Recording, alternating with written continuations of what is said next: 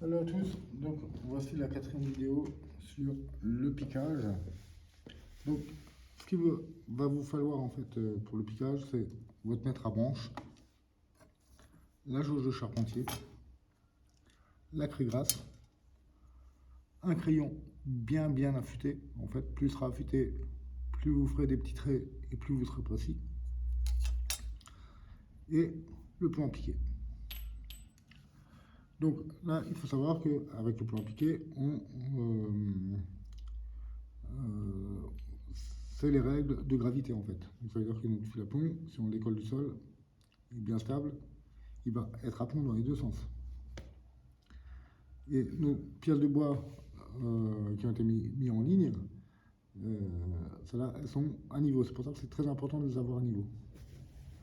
Donc, et avec ce fil à plomb, avec le plan piqué, on va pouvoir tracer tous les défauts du bois. Donc, ça veut dire que là, par exemple,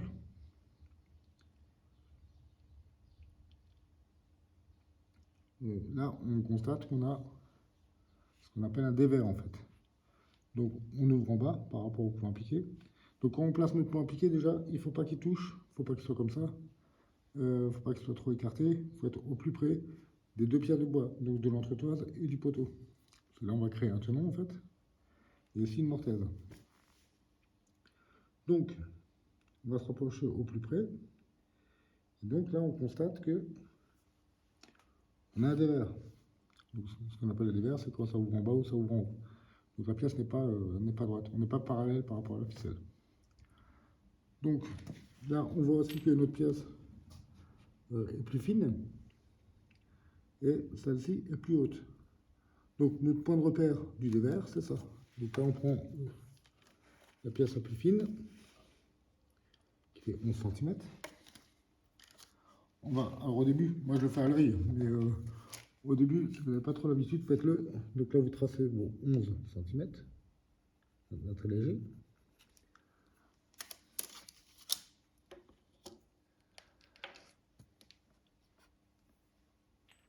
Et donc là, on constate que, à ce point-là, on stabilise bien. On n'hésite pas en fait à redescendre le plomb sur le sol et de le remonter, histoire de le stabiliser. C'est un petit coup de main à prendre, mais ça va bien. Une fois qu'on l'a. Et donc, voilà. Donc, si vous n'avez pas trop l'habitude au début, donc sur 11 cm, vous mesurez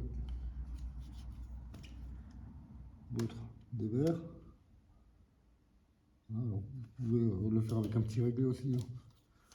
Ça va bien des fois. Donc, en bas, je me rapproche. Moi, j'ai environ. Au début, c'est pas évident. Donc là, voilà, j'ai 3 mm en fait de dévers, quoi. Mais à 11 cm. Donc le mieux, c'est que à ces 11 cm, vous tracez votre plomb vers l'intérieur. Donc côté tenon, pour l'arasement, on trace à l'intérieur de la ficelle pour être le plus précis possible. Si vous tracez de l'autre côté, et que vous faites la même chose de l'autre côté, il va vous manquer un bon 5 mm de bout. Ouais. Donc là, je trace donc mon intérieur ficelle. Je trace aussi mon point à mes 11 cm et je trace en fait le haut, en sachant que ce haut-là correspond à ce haut-là et le bas-là correspond au bas, mais aux 16 cm et pas aux 11. Donc, je trace le point. Après, j'enlève mon fil à plomb. Par rapport à ce point et au 11, je trace mes 3 mm. Je prends ma jauge et je trace le dévers. Et du coup, je ne m'occupe plus du trait du bas, quoi. Qui n'a aucun intérêt. Donc, je répète l'opération de l'autre côté avec mes dévers. Alors, comme dit, au début, allez-y doucement. Et c'est pas la peine de trop se presser. Et après, je rejoins mes deux points. Donc, le piquage du haut, le piquage du bas, qui doit correspondre avec cette arête de bois, et pas celle du dessous. Et là, je regarde avec ma jauge si j'ai des gauchistes, si je suis bien parallèle, donc là et là, par rapport à ma pièce du bois, du bas, pardon. Donc, on va faire un petit coup d'œil comme ça, et si c'est bon, trace contre-arrasement.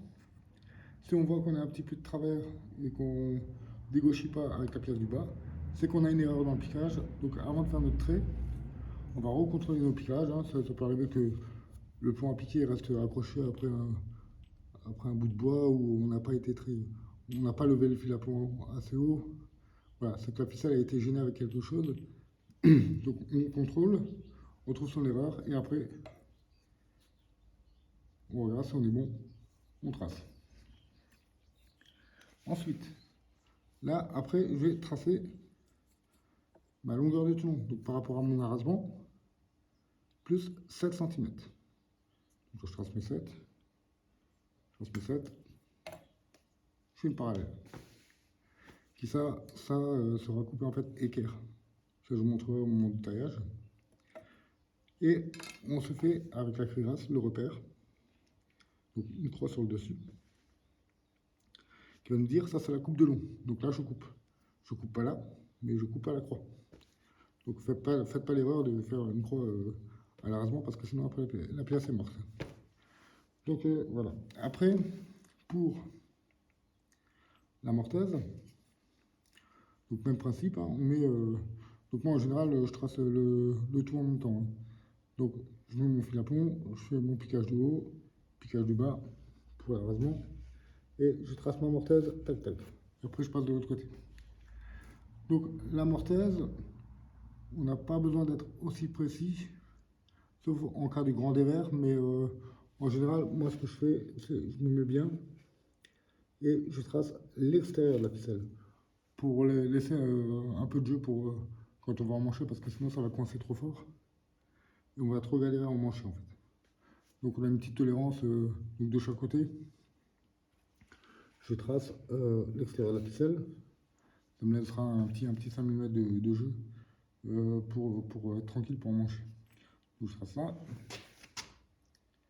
et je trace de l'autre côté. Même chose, tac tac. Ensuite, avec ma craie, je vais faire une flèche, donc du dessus mortaise. Après, je vais retracer une flèche à chaque extrémité de mortaise. Comme ça, quand je vais être en train de mortaiser, parce que je vais mortaiser en série, je n'ai pas besoin de réfléchir. Je sais que, voilà, de là à là, j'ai une mortaise. Alors qu'on a un seul poteau, enfin, pardon, qu'on a une seule entretoise, ou un seul tenon qui rentre dedans, ça va. Mais quand on mortaise une sablière où on en a, je sais pas, je dis quelque chose de 10, 15, c'est bien d'avoir ces repères, quoi. Surtout que des fois, sur les sablières, on a poteau, décharge, un poteau central et une décharge à chaque côté. Donc du coup, on a vite fait une erreur de mortaiser là où il ne faut pas, quoi. Entre les décharges, quoi. Entre la décharge et le poteau.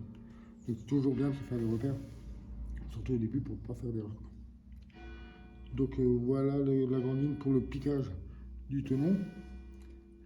Et là, on va passer au piquage du mi-bois.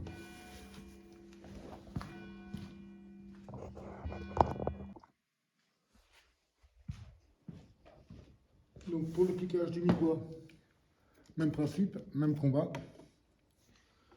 Donc fil à plomb. Et donc là, on va tracer. Alors il faut savoir, dans le mi-bois, en règle générale, c'est la décharge qu'on voit du côté parement en une pièce. Donc quand on dit mi-bois, c'est on va enlever la moitié du bois ici et la moitié du bois est là. Donc c'est la pièce qu'on va, donc c'est la décharge qui est traversante. Alors donc c'est pour ça qu'on met des entretoises dessus et comme ça on peut tracer donc la partie enlevée sur le dessus. Alors même principe. Donc là, voilà, donc là j'ai tracé mon piquage. Ici pareil, je vais remonter mes points. Donc ça je fais ça sur les quatre faces, les quatre coins. Par contre, là, sur l'entretoise, je ne vais pas tracer mon trait en totalité, mais je vais le tracer à un peu plus que la moitié. Voilà, bon, je vais quand même m'aligner par rapport à mon trait du bas. Hein. Donc là, les pièces font 16 toutes les deux. Donc mon piquage là, il est en bas. Mon piquage là, il est tout en bas. Là, il est tout en haut. Et là, il est tout en haut. Donc, mais par contre, montrer, je vais le faire que à un peu plus que la moitié de la pièce par rapport au dessus. Comme ça, quand je l'ai sur tréteau pour le taillage, je sais déjà que ben, c'est pas de ce côté-là qu'il faut que j'enlève, mais c'est du côté-là. Et sur la décharge, pareil. Je vais tracer mon trait du bas vers le haut, mais que jusqu'à un peu plus que la moitié. Et sur la partie haute, j'aurai mon trait de piquage, mais j'aurai pas mon trait filant. Ça m'évitera de faire des erreurs en fait. Et en plus de ça, double sécurité. Donc quand j'ai fini le traçage de mon bois, donc c'est pareil. Hein. Avec la jauge, une fois qu'on a fait nos 2 points, on dégauchit avec la jauge. On regarde si on est bien parallèle par rapport à la décharge. On est bon. Si on voit qu'on est hors parallèle, c'est qu'il y a une erreur de piquage. Donc une fois que j'ai fait tous mes repères, je vais faire un rond pour me dire ça c'est la chute. Je vais le faire 2 fois, hein. Ça c'est la chute. Et en dessous, pareil. Donc je vais tracer sur le dessus de la décharge, je vais tracer mes ronds. Comme ça je sais qu'il faut que j'enlève de l'autre côté. Et vous verrez un peu mieux au niveau du... quand on en sera au taillage. C'est faire le maximum de repères pour faire le minimum d'erreurs en fait, ou voire plutôt pas du tout quoi. Parce que une erreur sur un pont de bois comme ça, c'est vite dramatique si on se plante dans la longueur du tenon par exemple, ou, parce que là il faut vraiment refaire la pièce quoi. Et pour refaire la pièce, il faut remettre en ligne, donc c'est beaucoup de temps perdu. Donc moi je fais tous ces repères, c'est quand on travaille à deux par exemple et quelqu'un commence à tailler, au moins il sait où couper sans faire d'erreur. Et maintenant, on va encore voir le point sur le chapeau.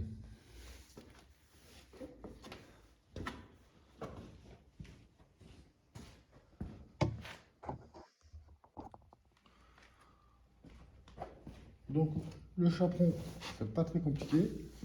Donc, qu'est-ce que c'est un chaperon? C'est déjà... en fait, là, on va voir donc, le poteau avec la mortaise. Ici, on a l'entretoise où il y aura le tenon qui va rentrer dans le poteau.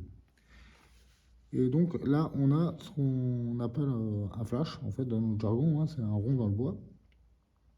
Et si on taille notre arasement droit, on va se retrouver avec un vide, là en l'occurrence c'est 15 mm. Et esthétiquement, c'est pas très joli en fait, c'est pas très fini. Donc ce qu'on fait, c'est qu'on va tracer notre arasement avec les dévers, s'il y en a comme avant. Donc on va tracer notre dévers, on va tracer notre longueur de ce tenon, on va faire notre repère, notre croix. Et là, on va tout simplement mesurer la longueur du chaperon, donc là c'est 15 mm. On trace 15. On regarde de l'autre côté si on est parallèle. Dans l'occurrence, non, on a 20 mm. Donc on met nos 20 mm. On trace notre trait. Mais avant de tracer, on regarde si on dégauchit avec le bout du flash. Donc on regarde ici, on regarde là, on est bon. C'est parfait. Ensuite, on va prendre une jauge et on va mesurer donc notre hauteur de chaperon, qui est aussi de 15 mm. Donc là, on va tracer 15 mm, on va redescendre de 15. Et on va tracer notre biais. On contrôle de l'autre côté.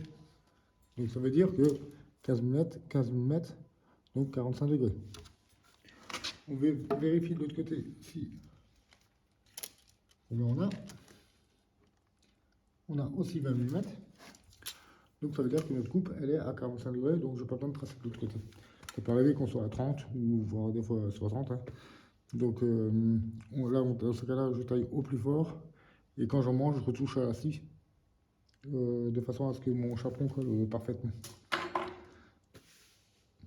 Donc après, il ne faut pas oublier que comme on est en deux faces apparentes, c'est possible qu'on ait un chaperon de l'autre côté aussi, c'est notre bois est rond. Donc là, dans ce cas-là, il ne faut pas oublier de le mesurer.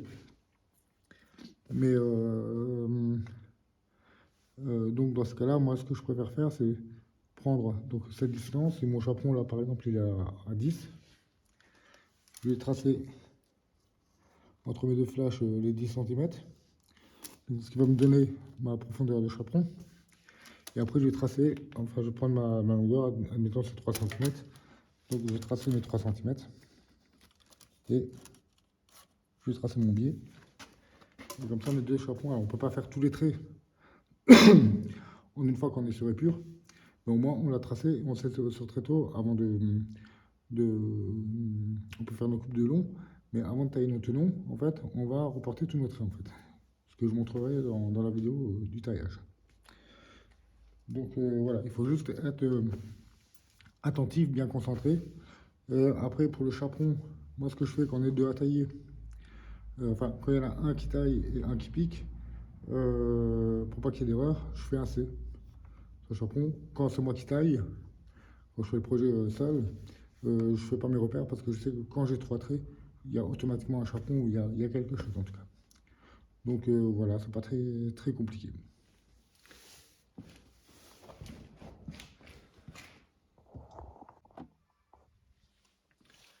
Et donc là, les repères seront pour mes mortaises. Donc ça, je passerai dessus un peu plus précisément quand je serai en train de faire les mortaises. Et là, on a en fait, c'est la sablière qui passe, qui va rentrer dans le poteau. Donc je trace. Donc ça veut dire que mon tenon est en dessous. Donc je ne peux pas faire tous mes traits. Mais par contre, je mets quand même mes dévers, je fais mes piquages de chaque côté. Et ça, quand je démancherai, enfin quand j'enlèverai le poteau, je pourrai finir mes traçages. Donc je trace donc mes emplacements de mortaise.